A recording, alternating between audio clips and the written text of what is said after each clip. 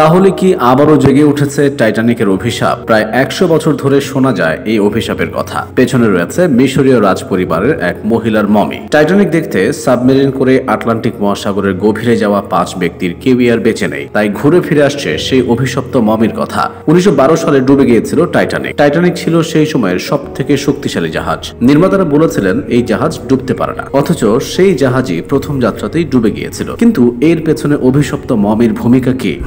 1890 সালে এক ধনী ইংরেজ মিশর থেকে একটি মমি কিনেছিলেন। কথিত আছে মমিটি ছিল মিশরের রাজকুমারীর মমি। তিনি মমিটিকে জাহাজে করে ইংল্যান্ডে পাঠানোর ব্যবস্থা করেন, কিন্তু বন্দরে আসার পরে তিনি অদৃশ্য হয়ে যান। এমনকি তার যে 3 জন সঙ্গী ছিল তারাও কিছুদিন পর মারা যায়। তারপর ওই অভিশপ্ত মমির কফিন ইংল্যান্ডে পৌঁছায়। তখন এক ব্যবসায়ী ওই মমিটি কিনে নেন। এরপর তার পরিবারের 3 জন মোটর দুর্ঘটনায় প্রাণ হারান, আর তার বাড়িতেও আগুন লেগে যায়। তিনি বুঝতে পেরেছিলেন এই মমিতে গন্ডগোল আছে, তাই তিনি ব্রিটিশ মিউজিয়ামে মমিটি দান করেন। কিন্তু রাত হলেই মিউজিয়াম থেকে নানা শব্দ আসত। রাত হলে মিউজিয়ামের কর্মচারীরা বিকট আওয়াজ এবং কান্নার শব্দ শুনতে পেত।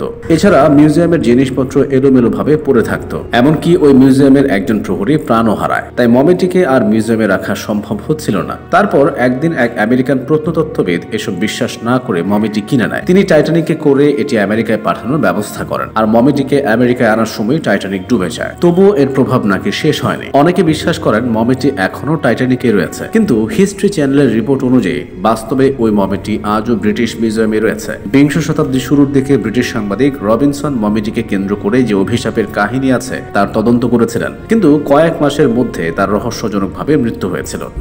শার্লক হোমসের স্রষ্টা স্যার আর্থার কোনান ডয়েল দাবি করেছিলেন এক অদৃশ্য শক্তি ওই মমিটিকে পাহারা দেয়, আর সেই শক্তি রবিনসনের মৃত্যুর কারণ। টাইটানিক বিপর্যয় থেকে বেঁচে যাওয়া ব্যক্তিরা জানিয়েছিলেন তাদের পরবর্তী জীবন অভিশপ্ত ছিল, আর পরবর্তীতে যারা ডুবে যাওয়া টাইটানিকের সন্ধানে গেছে তারাও কোনো না কোনোভাবে বিপদের মুখে পড়েছেন। অনেকে ধারণা করছেন সাবমেরিনে করে টাইটানিকের কাছে যাওয়া ব্যক্তিরাও ওই মমির প্রভাবে প্রাণ হারিয়েছেন। টাইটানিকের ধ্বংসাবশেষের আশপাশে আরো ধ্বংসাবশেষ পাওয়া গেছে। সেগুলোর মধ্যে টাইটান সাবমেরিনের বড় 5টি টুকরার সন্ধান পাওয়া গেছে। সাবমেরিনটি বিস্ফোরিত হয়েছে বলে ধারণা করা হচ্ছে, তবে কখন সেটি বিস্ফোরিত হয়েছে সে বিষয়ে কোনো স্পষ্ট তথ্য নেই। শুধু তাই নয়, সাবমেরিনের 5 আরোহীর মরদেহ উদ্ধার করা যাবে কিনা সে বিষয়ে উদ্ধারকারীরা নিশ্চিত হতে পারেননি। 2023 সালের 18 জুন সাগর পৃষ্ঠ থেকে তলদেশের উদ্দেশ্যে যাত্রা শুরুর 1.25 ঘন্টার মাথায় নিয়ন্ত্রণ কক্ষের সঙ্গে সাবমেরিনটির সংযোগ বিচ্ছিন্ন হয়ে যায়। এরপর সাবমেরিনের সন্ধানে ব্যাপক তল্লাশি চালানো হয়। উত্তর আটলান্টিকে যে অঞ্চল জুড়ে উদ্ধার কাজ চালানো হয় তার আয়তন যুক্তরাষ্ট্রের কানেকটিকাট অঙ্গরাজ্যের দ্বিগুণ। আরোহীরা বেঁচে আছেন বলে উদ্ধারকারীরা আশা প্রকাশ করেছিলেন। এরপর কানাডার উদ্ধারকারী দল আটলান্টিকের তলদেশ থেকে কিছু শব্দ শনাক্তের পর ওই আশা আরো জোরদার হয়।